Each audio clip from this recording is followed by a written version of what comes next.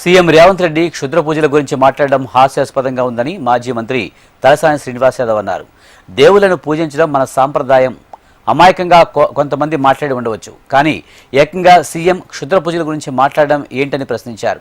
22A కింద మీ భూమి మీకే ఇప్పేస్తా అని సీఎం చెబుతున్నారు. ప్రజల భూమి ప్రజలకు ఇవ్వడానికి రేవంత్ రెడ్డి ఎవరని మండిపడ్డారు.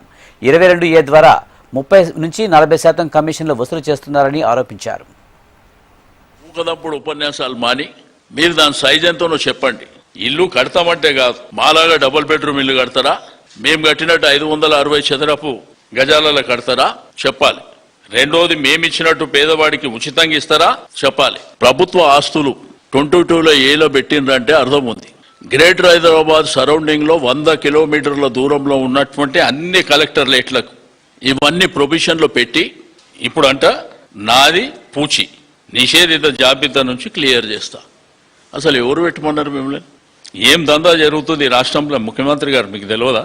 ఈ 22Aలో పెట్టిన తర్వాత గడిచిన 2.5 సంవత్సరాలలో 30%, 40% లావాదేవీలు ఎవరు మాట్లాడుతున్నారో నీకు తెలియదా? ఈ భారతదేశ సాంప్రదాయాల ప్రకారం, హిందూ ధర్మం ప్రకారం మన పవిత్రమైనటువంటి పండుగలే కాకుండా నార్మల్ టైంలలో కూడా దేవుళ్ళని పూజిస్తాం. కొంతమంది అమాయకులు తెలుసో తెలియక మాట్లాడారు మీ పార్టీ వాళ్ళంటే నేను అర్థం చేసుకుంటా.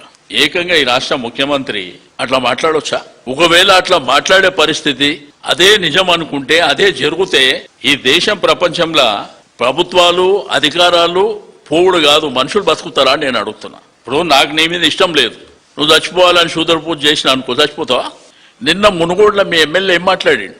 పేదోడు లెక్కనే ఉన్నాడు, మీరేమో 100 కోట్ల మీదకి వెళ్ళిపోతారు, 1000 కోట్లు సంపాదిస్తున్నారు అని చెప్పి మీ ఎమ్మెల్యే గారు మాట్లాడినరు. ఇంకా ఇంద్రమ్మ ఇండ్లకు 50 కొర్రీ లేదని మీరు మాట్లాడినరు. ఇంకా అక్కడికే ముఖ్యమంత్రి గారు అంటారు డబుల్ బెడ్రూమ్లు వాళ్ళు కడతాం అని ఎక్కడ కట్టిన చూపిస్తున్నారు అని పబ్లిక్ని అడుగుతారు. రా మరి మీరు వస్తారా, మీరు ఎవరినైనా పంపిస్తారా? నేను తీసుకుపోయి చూపిస్తా.